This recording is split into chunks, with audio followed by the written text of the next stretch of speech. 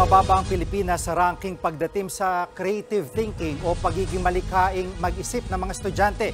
Pero maalat ang tugon dyan ng ilang grupo. Nasa frontline ng balitang yan si Faith Del Mundo.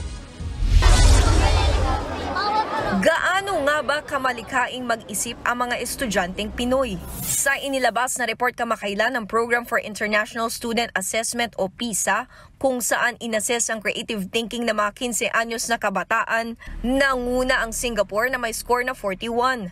Pero ang Pilipinas, ikalawa sa may pinakamababang grado.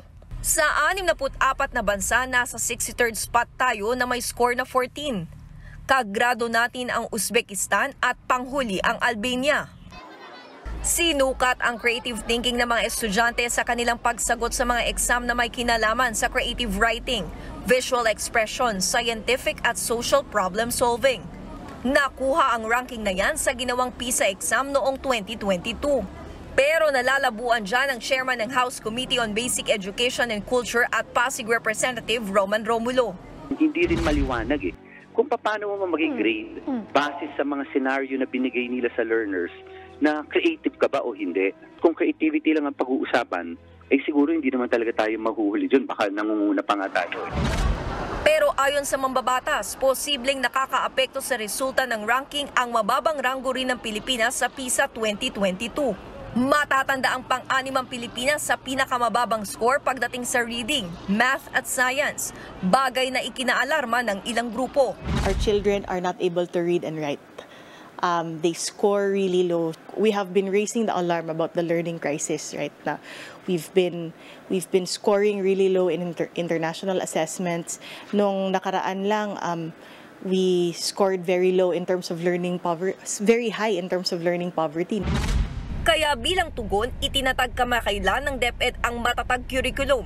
Sa ilalim niyan, binawasan ng ilang subject para mas pagtuunan ng basic functional literacy tulad ng reading comprehension, math, science at GMRC o good manners and right conduct. Na master po ng ating mga mag-aral dahil babawasan po yung subject at yung competencies ay yung higher competencies like yung creative thinking. Yan po, naniniwala ako, susunod rin po dyan, aakitin po ang scores. Pero para sa National Parents Teacher Association, maraming estudyanteng Pinoy ang malikhain. I don't agree sa study and research ng PISA. So almost lahat negative. Kasi meron din ako marami akong scholars from the OST and science school. We excel also in robotics, in mathematics. Wala pa namang tugon ng Department of Education sa ranking ng creative thinking. Matatandaan namang kabibitiw lang bilang DepEd Secretary ni Vice President Sara Duterte at wala pang inaanunsyong kapalit niya.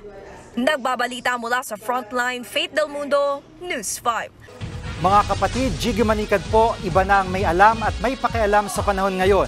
Para sa konkreto, kumpleto at komprehensibong balitaan sa Frontline, mag-follow at mag-subscribe sa social media pages ng News 5.